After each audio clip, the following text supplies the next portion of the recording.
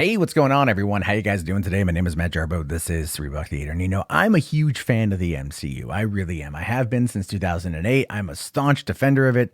I get called an MCU shill like all the time because I'm out there defending it. I'm just like, I love it. I don't care. But one of the things I will fully admit that I think is a little bit too little too late is the Scarlett Johansson led Black Widow movie. I don't really see it as like a major thing. I'm sorry. I just don't. Right. Like, it's not something that I'm like super down for, right? It feels too little too late, especially considering that it takes place after the events of Civil War. It's just like, okay, you're giving us a movie with her now.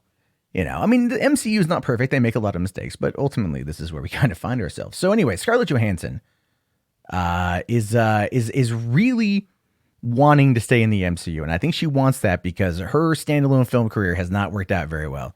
And I think setting the movie after the events of Civil War, before the decimation or the snap or the blip or whatever they want to call it, and before clearly the events of Endgame, there's a lot of room in there to keep her around, especially with time travel being a thing. And I have a feeling that's going to come into play too. Anyway, this is now what she's saying. She is now teasing a Black Widow set of sequels, right? Oh, she teases Black Widow movie will get sequels. And this is what the article says. It says Kyle Buchanan has revealed that Scarlett Johansson referred to Black Widow as a standalone franchise rather than a one-time film while speaking at Elle's Women in Hollywood event. While this may be surprising considering Black Widow's fate in Endgame, it's possible that any sequels could explore additional events that occurred between Captain America Civil War and Infinity War, or perhaps take place during the 5-year period after Thanos' decimation, which again is clearly what a lot of people I think are aiming at thinking what's going to be happening, right? They obviously are looking at this and going like, yeah, that's what they're going to do. I mean, there's a lot of time there. What happened after Civil War to when we find her in Infinity War 2 years later, right? She's on the run. She's with Captain America. Like, anything could happen. And that's what they're going to show us, which could then bring back Chris Evans into the fold. That's if he wants. But this is the actual tweet here. Saying here from Kyle that ScarJo notes that the upcoming Black Widow is the first Marvel movie produced by one of its actors. She also referred to it as a standalone franchise, which is interesting. Now, what's interesting is that it's produced by one of its actors. And the reason why that's fascinating is because Kevin Feige is very, I don't want to say controlling, but like he's got his fingers in everything. And he is the producer on these films. And the fact that Scarlett Johansson, after being with the franchise for like a long ass time and being the highest paid actress in Hollywood, which she really is. She made $56 million this year. This year, by the way. She wants to kick down patreon.com/Matt Jarbo. Seriously. Just like a little, like 50 grand, right? Like not a big deal. But anyway, she's producing and she has the power now. And of course, they're going to want to try to make this thing some kind of franchise. It just makes sense. You're not going to want to do one movie. This is Hollywood. All right. Hollywood, where Marvel movies have effectively taken over and comic book films are what's kind of keeping cinemas alive, right? And it's a problem because, you have to have sequels and spin-offs and reboots and remakes and all that kind of stuff. Anyway, going on to say here, it says the full plot details for Black Widow are currently under wraps, though it's revealed that the film takes place after Civil War, and we'll see Scarlett Johansson's Natasha Romanoff take on the villainous Taskmaster.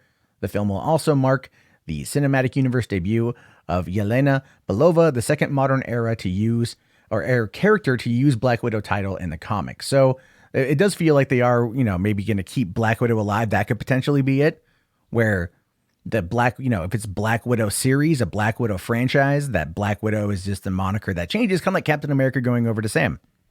Could be a thing. But looking at the box office here for Captain Marvel, we can see why they would really want to focus on getting themselves a trilogy, a franchise. Because, I mean, look at this here.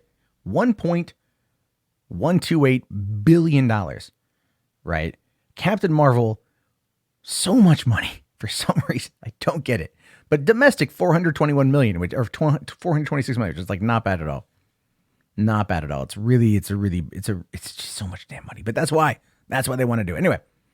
This is where Deadpool comes into play, because this is kind of a weird one, but hear me out. So if you've been following any of the recent leaks, any of the big scoops coming out of Mikey Sutton here, you know that he dropped one just a couple days ago. And at the very bottom of this thing here, talking about Deadpool being R-rated and staying in the MCU and everything else, there's this little bit here. It says that the current plan, which is always subject to change, was to have Deadpool make his MCU debut in a post-credit scene in Black Widow with Taskmaster. So if Deadpool is going to come into the MCU next year with a cameo scene at the end of Black Widow where he's with Taskmaster. Now, apparently this is something, if you read the comics, you're a fan of. I haven't read it, so I don't know. Apparently they're really good together. But then again, Deadpool is really good with a lot of people, so I don't quite know what the hell is going to be happening here. But apparently that's going to be a thing.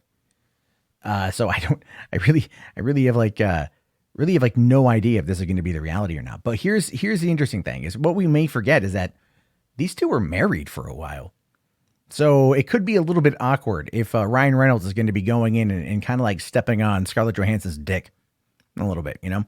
We don't want that. We don't want there to be tension in the MCU. Everything's fine. It's all hunky-dory, at least what we know publicly. But they've been separated for years. They divorced years ago. They both, he's happily remarried to 3 kids. She's currently engaged to Colin Jost of all people. And so I'm sure professionalism would play out. But at the end of the day, Scarlett Johansson is a very powerful actress in Hollywood. She has made herself the most most highest paid actress. And if she wants to do a standalone set of movies for Marvel, they'll do it. Especially if it pulls in Captain Marvel money, which I assume that it will. The full brunt of the Disney marketing machine will be behind Scarlett Johansson. And as a result of that, the people will go to see it. And if one does well, then you bet your ass there's going to be more and more and more. But it could explore a few more things. And it could be around long enough for us to finally get the Punisher in the Marvel movies as well. Especially because they need, January 2021 would be when they could start developing the Punisher for Marvel. And, well, if we got January, or if we have May 2020 if May 2020 is Black Widow, then 2021, they'd be starting to develop the Punisher. So we might get a bit of that, and we could actually get, I don't know. I'm speculating out loud right now. I'm going to end this thing, but that's kind of where I'm at with that. I think it's pretty cool. Anyway, your thoughts, your opinions, let me know down in the comments below. If you guys want to help support the channel, links below in the video description, especially Patreon. What do you got to lose? $1 a month? Help me out.